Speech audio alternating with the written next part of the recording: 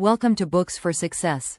Today, we're delving into The Wisdom Within, The Power of Discord, by Ed Tronick and Claudia M. Gold. The Power of Discord offers a significant reframing of the role discord plays in developing functional relationships. It reveals how moments of mismatch when followed by repair actually build trust, resilience, and deeper connection. Through groundbreaking research including the famous Still Face experiment, it offers a refreshing perspective that will transform how you view conflict, showing that working through discord is not just normal but essential for creating lasting, meaningful relationships. Before we begin, subscribe and ring the bell for notifications if you want to keep receiving book summaries about health, wealth, love, psychology, and much more. Please don't hesitate to drop your book suggestions for us to summarize. Also, you can use this video as an audiobook summary. Let's grow and succeed together. What's in it for me? Discord might actually be a good thing. Do you dance around touchy topics and avoid difficult conversations with your partner, your friends, and your family? Do you feel like a failure every time you argue with a colleague, or snap at your children? If you answered yes to either of these questions, then you might need to reframe the way you view moments of discord. Because expert behavioral psychologists now believe that, far from signaling relationship failure, discord is essential both for building resilience within yourself and for creating deeper connections with others. This summary lays out the essential role discord plays in building healthy relationships. You'll learn why even the healthiest bonds are out of sync 70% of the time, and how it's the repair process, not perfection, that ultimately creates trust and intimacy. Chapter 1: Healthy relationships are defined by discord. When we think of a perfect pairing, we envision partnerships like that of Fred Astaire and Ginger Rogers, dancing effortlessly in perfect harmony.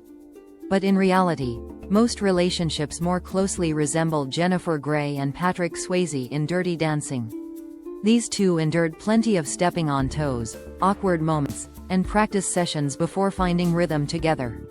Conflict, compromise, and tension are unavoidable when it comes to relationships. But they're also essential. Behavioral scientists increasingly recognize that discord, rather than being an unfortunate byproduct of functional relationships, actually forms their foundation. Moving through challenging moments of discord is precisely how we grow and connect more deeply. In fact, we learn to navigate discord from infancy. In the 1970s, the author Ed Tronick conducted his famous Still Face experiment. In this study, parents interact normally with their infants, then suddenly switch to an expressionless face for a period of time. Babies quickly become distressed when parents stop responding to their bids for connection, trying desperately to re-engage them. This study is often cited as a demonstration of how crucial responsive interaction is for emotional well-being. But Tronick's further research revealed something less intuitive. Even in healthy, securely attached relationships, approximately 70% of all parent-infant interactions are actually out of sync. This pattern continues throughout our primary love relationships. We've been conditioned to view mismatch as problematic when, in fact, it's normal and expected. The critical element, the thing that makes this discord beneficial, is repair. While negative feelings arise during moments of mismatch, successfully reconnecting transforms the experience into a positive one. In the Still Face experiment, when parents resume normal interaction, the repair process builds trust and resilience. This cycle of disconnecting and reconnecting teaches us that we can navigate relationship messiness together. Those with robust repair experiences develop more hopeful, open approaches to relationships and build confidence in their ability to work through inevitable conflicts. Conversely, people without sufficient repair experiences often approach relationships with guardedness and negativity and develop fewer strategies for managing conflict. So, really, the picture-perfect relationship is built from a foundation of discord. Chapter 2: Imperfection is crucial to our emotional development. Stephen Hawking once observed that, without imperfection, neither you nor I would exist.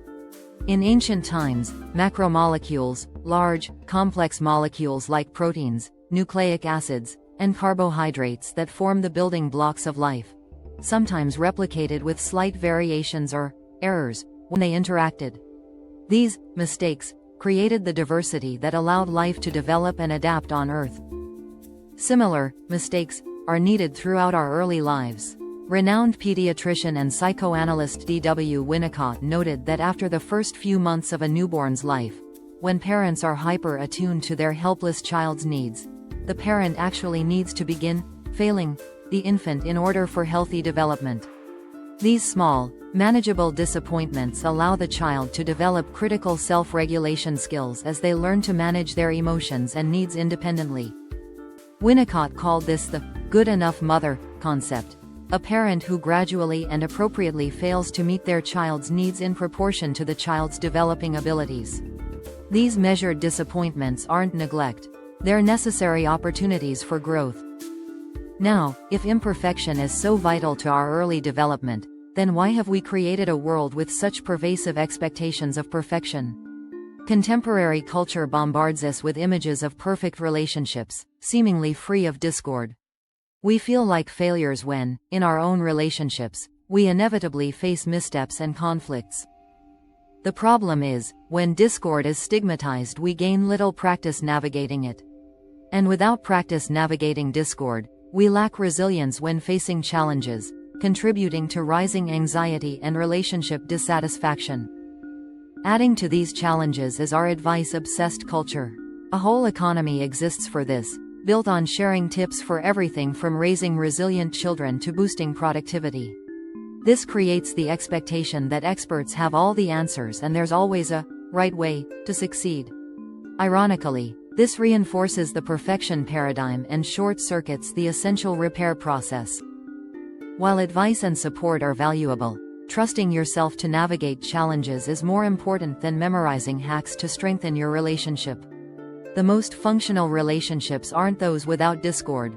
They're those that embrace imperfection as the pathway to genuine growth and connection. Chapter 3: Regulation creates meaning out of mess. Relationship mess is inevitable. It's what we do with that mess that transforms it from chaos into meaning, like turning spilled paint into a Pollock masterpiece. When we navigate and repair conflict, we create meaningful patterns from what would otherwise remain chaotic distress. This gives us the capacity to extract wisdom from discord, turning potentially destructive moments into opportunities for deeper understanding. This type of meaning-making hinges on regulatory abilities, particularly self-regulation, our capacity to experience the full spectrum of emotions without being overwhelmed. Self-regulation creates space for meaning-making by allowing us to step back from immediate reactions and consider what each conflict reveals about our needs, values, and patterns. Unlike the rigid constraints of self-control, self-regulation allows us to fully experience emotions while still maintaining perspective, the essential balance needed to transform relationship mess into relationship meaning. When experiencing grief or anger toward a partner, self-regulation enables us to honor these feelings while simultaneously reflecting on their significance. The essential mechanism for developing self-regulation is the repair cycle. Early interactions between caregiver and infant, where misunderstanding is followed by reconnection, teach our developing nervous system that disconnection is temporary. Each successful repair builds trust in relationship resilience. This pattern continues through adulthood. When friends resolve a misunderstanding or partners work through conflict, each successful repair strengthens regulatory abilities. The cycle of discord, repair, and reconnection teaches us that relationships can withstand imperfection, allowing us to remain present during future challenges rather than withdrawing or escalating. While consistent early caregiving provides the strongest foundation for self-regulation, it isn't the only way. Those who may have lacked this care can still develop self-regulation through mindfulness, therapy, and supportive relationships. Each repair builds capacity for navigating future discord. Relationship mess becomes meaningful because working through it demonstrates that imperfection isn't merely inevitable, it's necessary for growth. Chapter 4: Repairing Discord Builds Resilience. In the last section, we uncovered how moments of mismatch and repair create the foundation for our ability to regulate emotions and navigate relationships. These moments become the basis for handling the big challenges that mark every life: loss, trauma, crisis, and turmoil. Our experience navigating and repairing discord is what allows us to grow through hardships that could easily derail us. Essentially, every moment in which we repair discord is a moment in which we build resilience. We begin building resilience in our earliest days. Consider the infant whose mother steps away briefly to answer a call. The momentary distress activates the child's stress response, but the infant's stress cycle comes full circle upon reunion and comfort. Its nervous system goes through all three of the cycle's stages: activation, management, and resolution. This seemingly small interaction teaches a profound lesson: that emotional discomfort is survivable and temporary. As we grow, such opportunities become more complex. A toddler learns emotional regulation when parents remain steady during tantrums. A preschooler builds adaptive skills when helped to navigate jealousy of a new sibling. Adolescents develop stronger identities when parents maintain connection despite boundary testing. Each successful repair after discord strengthens our capacity to face future challenges. Psychologist D.W. Winnicott described this as developing the capacity for going on being, or maintaining an internal coherence even during distress. This ability to hold onto our sense of self through difficulty becomes our anchor through life's inevitable storms. But not all discord leads to resilience. Psychologists distinguish between tolerable stress, which is repaired, and toxic stress, which is overwhelming and is not repaired. People who have experienced the trauma of ongoing toxic stress are not given the opportunity to build resilience out of discord. For adults who missed on early opportunities for resilience building, the good news is that our capacity for repair continues developing throughout life. Each relationship becomes a new opportunity to experience discord, practice repair, and build the resilience that transforms life's inevitable conflicts from threats into opportunities for deeper connection and personal growth. Chapter 5: Use play to navigate discord. Human infants don't receive a guidebook at birth. They must discover the rules of their world through experience, and they do this primarily through play, a powerful learning mechanism that engages the whole self through creativity, movement, emotion, and memory. When we play, we gain both energy and information in a uniquely integrative way. Our earliest play experiences are carefully structured by caregivers. Consider Peek-a-Boo, that universal game played across cultures. Caregivers repeat it patiently until the infant understands and participates. This simple interaction teaches profound lessons about object permanence, but more importantly about the rhythm of connection and separation. The brief disappearance of the parent creates a manageable stress, followed by the joy of reunion, building the infant's capacity to handle future separations with resilience. Through play, children learn how to take turns, negotiate rules, handle winning and losing, and repair relationships after conflicts. A toddler learning to share toys experiences discord that becomes the foundation for future compromise. A school-aged child navigating playground politics develops social intelligence through countless interactions. But games don't end with childhood. They evolve and govern adult life too. Two adults falling in love will inevitably need to navigate the different rulebooks from their respective upbringings. Take Maya and James, who approach money conversations from vastly different frameworks. Maya comes from a family where finances were discussed openly and pragmatically, while James grew up in a household where money talk was considered impolite and anxiety-provoking.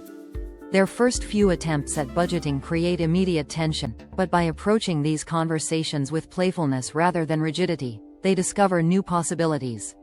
They create a financial game night, where they use colored markers and visual aids to make budgeting less threatening, gradually building a shared language around money that belongs to neither of their original families but works uniquely for them. Another game we all need to play is when we start a new job and have to learn the unwritten rules of a workplace culture. Is humor appreciated in meetings? Are disagreements expressed openly or privately? We learn these games through observation and participation, not by analyzing rulebooks. The key insight is that we don't master these social games through intellect alone. We need what psychologists call implicit relational knowing, an embodied understanding that becomes automatic. Think of a seasoned tennis player who no longer thinks about grip or footwork, and has developed rhythms of play that are second nature. Changing destructive relational patterns is like correcting a flawed tennis grip. Initially, the process is awkward and filled with mistakes. You might know intellectually what needs changing, but transformation happens through practice, through playful experimentation rather than rigid analysis. The most vibrant adult relationships maintain this element of playfulness, a willingness to explore, take risks, make mistakes, and repair. Discord isn't relationship failure. It's the playing field where we develop our most valuable skills for connection. Chapter 6: Repair your relationship to discord. In the aftermath of trauma, our bodies become battlegrounds where past wounds shape present interactions. Trauma fundamentally distorts meaning-making. The world becomes unsafe, others untrustworthy, and the self ineffective. These beliefs create self-fulfilling prophecies in relationships unless something interrupts the pattern. One such something is Stephen Wolfert's De Cruit project. Wolfert uses Shakespearean theatre to provide an interruption for veterans who were wired up for war and struggle to readjust to civilian life. The program's genius lies in using Shakespeare's emotionally charged texts to help veterans process their own overwhelming feelings. The healing comes not just from intellectual understanding, but from the rhythm and breath of reciting Shakespeare's lines, a process that reconnects veterans with their bodily meaning-making systems. These are the neurobiological processes through which our bodies interpret and respond to experiences before conscious thought. When veterans embody these characters' journeys through rage, grief, and reconciliation, they create new neural pathways for processing their own emotions. When the process of mismatch and repair is derailed early in life, our physiological stress systems become permanently altered. This stress response persists in the body even in outwardly functional adults. While we can't travel back in time to learn repair as infants, programs like De Cruit demonstrate that we can rewire our stress responses today. Psychotherapy is another avenue for transformation. The therapeutic relationship creates a controlled environment where discord naturally emerges. A client might feel misunderstood, or a therapist might set a boundary. But unlike past relationships, the therapist remains present and engaged. Each repaired rupture in therapy builds new expectations about relationships. When a therapist notices a disconnection, names it, and works through it collaboratively, the client experiences repair that rewires their expectations. New personal relationships also offer healing potential. When someone with trauma history forms a connection with a responsive partner who stays engaged during conflict, they encounter a pattern-breaking experience. Initially, they may interpret normal disagreements catastrophically, but a patient partner who returns after discord demonstrates that repair is possible. Healing doesn't come from perfect harmony but from working through inevitable mismatches. Each successful navigation of discord, whether in therapy or personal relationships, accumulates, gradually transforming our traumatized meaning system. We go from equating conflict with abandonment to understanding that discord is not only survivable, it can actually lead to deeper connection. Final words. In this summary, you've learned that relationship discord is not a failure but an essential foundation for growth and connection. The critical element is not avoiding conflict but successfully repairing disconnections, which builds trust, resilience, and relationship skills. These repair experiences, whether in childhood or adulthood, create our capacity for self-regulation and ultimately transform inevitable conflicts into opportunities for deeper connection and personal growth. Thanks for being part of our insightful voyage. If our summary piqued your interest, we encourage you to dive into the complete book for a deeper understanding. Don't forget to like this video, subscribe for more content if you're new here, and share it with others who might find it valuable. Keep on reading, discovering, and advancing until our next adventure.